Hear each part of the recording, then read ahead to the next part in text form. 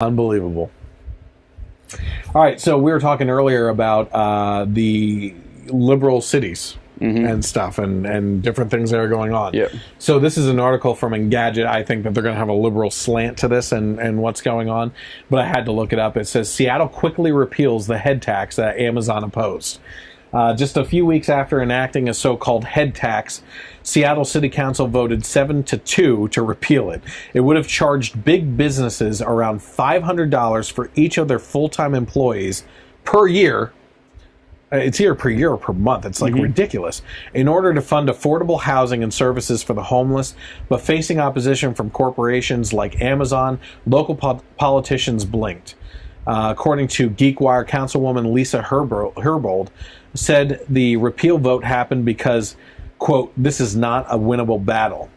Amazon had paused work on the new headquarters in the city after the original proposal came up, but resumed construction after a compromise dropped the fee to $275 per employee. Do you know how many people, look this up for me, how many people does Amazon employ?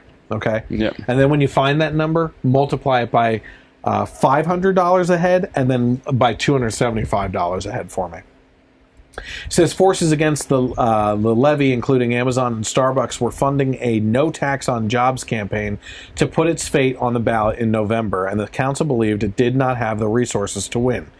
In a statement, Amazon exec Drew Hardner said, today's vote by the Seattle City Council to repeal the tax on job creation is the right decision for the region's economic prosperity. We are deeply committed to being part of the solution to end homelessness in Seattle and will continue to invest in local nonprofits like Mary's Place and Fair Start that are making a difference on this important issue. So essentially what's going on is these big businesses like Amazon and Starbucks and everything, they are providing job opportunities. Yep. Okay? So you want to talk about the homeless population and everything. You're creating an opportunity in a lot of cases of minimum wage. As a matter of fact, I know for a fact that some of those Amazon jobs are pretty high-paying jobs, relatively, right? Yeah. Again, these kinds of jobs, like Starbucks jobs, unless you're working your way up to own a franchise, McDonald's, Burger King, Starbucks, Dunkin' Donuts, you are not there. That is not a career. Okay? I had someone posted today that minimum wage, and actually she's a smart girl, so I don't think she thought about this through too much, that minimum wage doesn't get you rent in any city. Well, again, this minimum wage jobs like Starbucks and everything is more meant for teenagers. Yeah. You know what I mean? It's not supposed to be a career It's just to path. get you some extra money to spend on the summer, maybe save a little bit if you're smart, and teach you some responsibility and build work habits. Yeah. Now, if you're working That's your what way it up is. to own a franchise, that's a big deal. Yeah, and you're not even thinking about owning a franchise until you get promoted to supervisor and then manager. And then normally, once you see how the back of the house things work, that's when you're kind of deciding whether you actually want to own a franchise or not. Like someone making coffees at Starbucks that doesn't know how any of the books stuff in the office works, they're not saying, oh, I want to own a franchise. They can't even spell your name right on the cup. Yeah. So so it's ridiculous. And normally people that are paying rent that work a minimum wage job, that's their second job that they do on the side. Yeah, they're too busy being racist. Yeah, right? Yeah, I know. So what am I multiplying and dividing here? Okay, so take the number of employees that... Let's go with Amazon. Yep, I got it. It has to be bigger than Starbucks, I think. Oh, yeah, probably. So Amazon, so take the number... What is the number of employees? 542,000. Okay, multiply that times 500. That was the first number they were working with. Okay. What would they be paying in taxes a year just for this head tax? $271 million. $271 million. Yep. For the headquarters, because it's in there. What's the first thing Amazon's going to do if this goes through? Well, for move their headquarters. Yeah. I mean, it's actually more. Let's say they couldn't. Let's say they couldn't move the headquarters. What would they do? Cut employees. Exactly. Yeah. So you're not helping anyone in this case. That's just thinking like a business person. Yeah. Okay. And what are you going to say? What are you going to say? Oh, well, that's why business people are terrible. The people that are providing jobs are terrible? Yeah. Are you kidding me? You know? Well, they obviously don't care about the people. Well, how can you help the people if their business isn't profitable and you can't keep the doors open, right? if you can't keep the doors open because all your money's flying out the window to go to ridiculous things like this head tax, then you're not helping anyone out anyway. You're not keeping employees around. You can't keep employees around if you have to shut your doors. Okay? Yep. So let's go with the low end. Take the number of employees that they have and multiply it towards the $275 that they compromised on. Oh, okay.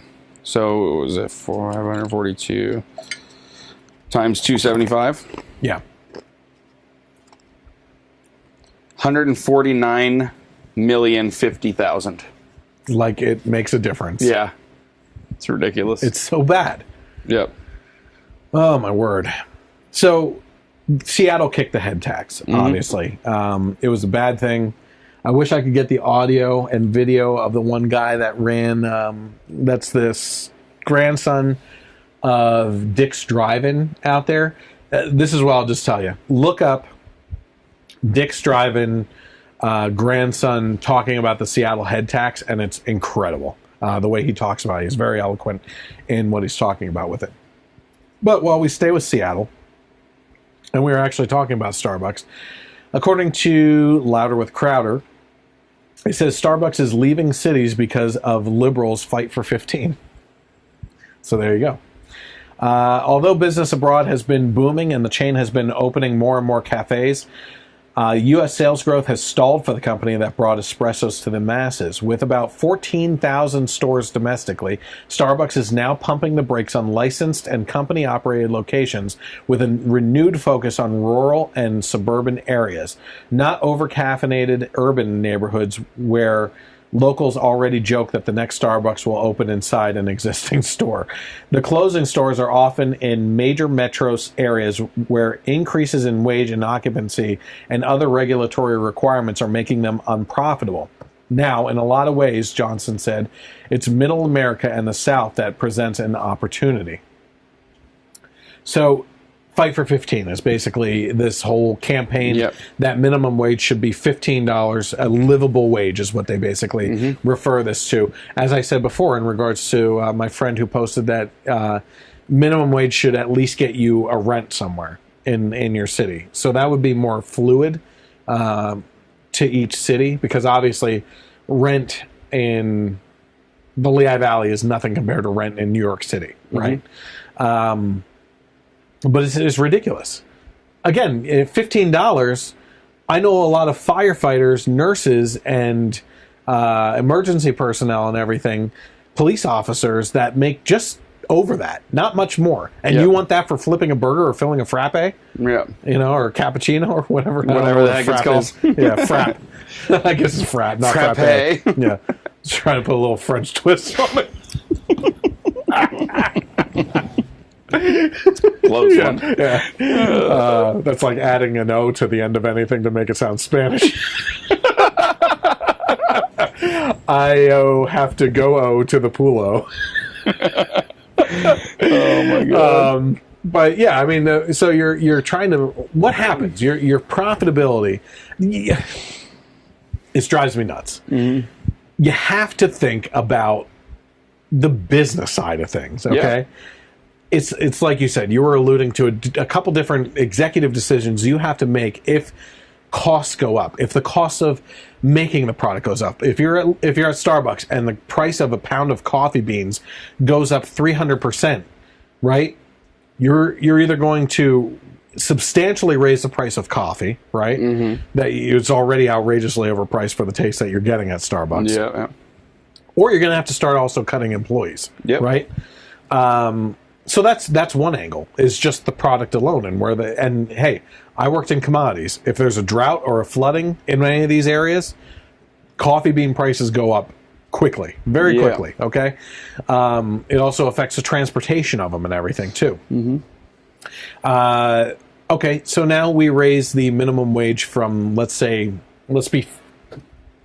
liberal and say $9 an hour. Okay, you raise that from 9 to 15. Just short of doubling the minimum wage. Yeah. Well, if you're doubling it, you're probably cutting by half in regards to the number of employees that you have. And guess what? Those people are going to be overworked, and they're going to think that they deserve more than that then, too. So what's the next campaign going to be for? Fight for 30, right? And it never ends. If your profit margins keep on going down, there's no point in keeping the doors open. Yeah.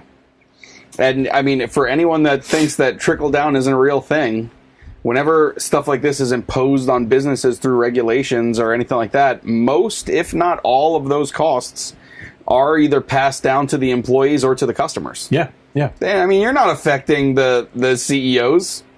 Hey, look, to be fair, to be completely fair right now, not that you should try to affect CEOs anyway. Yeah. To be completely fair right now, I'm against what Trump is doing with the tariffs. Okay?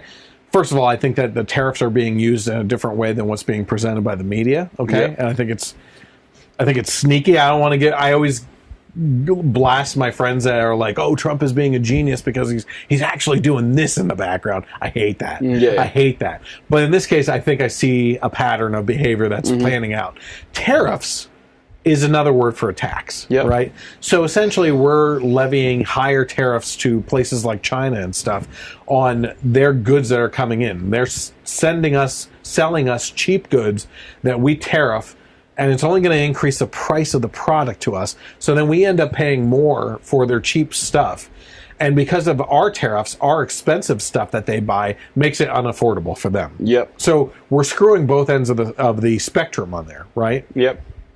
Now, if the product becomes unaffordable, then the market becomes unaffordable. Then you start seeing stock prices being affected, right? If the stock prices get affected, the whole economy gets affected. If the economy gets affected, your personal wallet gets affected, okay? So it's a big scale thing that shouldn't be happening. But I got to give him credit because I don't think that it's actually about the tariffs. I think that this whole situation between him and the tariffs in China has more to do with China's relationship with North Korea and trying to strong arm them into saying, hey, you better get North Korea, your buddy over there, under control right now. Bring him to the table and let's get some peace talks working and denuclearize these psychopaths, little rocket man over there, or else we're going to levy heavy tariffs on you, and less people are going to be buying your stuff, and you're not going to be able to afford our stuff. And it strong arms China into actually bringing North Korea to the table. I think that's what's going on because when we started doing it, North Korea suddenly switched things. Okay? And I think that it's a tool. Again, I don't like policies, laws, or things like this being levied as a political tool. But Trump is doing a lot of things unconventionally that seem to be working. You know, North Korea, Kim Jong-un, comes to the table, has what seems to be a pretty good meeting with Trump. And I honestly think it's because no one in the past has stepped up to the plate because they're afraid that this guy's crazy. Well, if you're a crazy guy and you're dealing with a guy that you think might be even crazier than you, has a itchy finger on the trigger for a nuke to go off to you, and I'm talking about Trump, you don't know what he's going to do, then maybe you're like, okay, you know what? This guy's even crazier than me. Maybe I'm going to try some peace talks. Does he really have a bigger button? Oh, man. It's not a bigger button. It's just a smaller hand over the bigger button. Yeah, that's true. So I think there's some strategy there. I hate to give him that kind of credit because so many people already do for crazy things. Like, oh, you don't know what's going on behind the scenes. It's this and that. But everything just kind of coincided with each other a little too ironically and coincidentally in this particular case. All that stuff happened. So I think that's what was actually going on.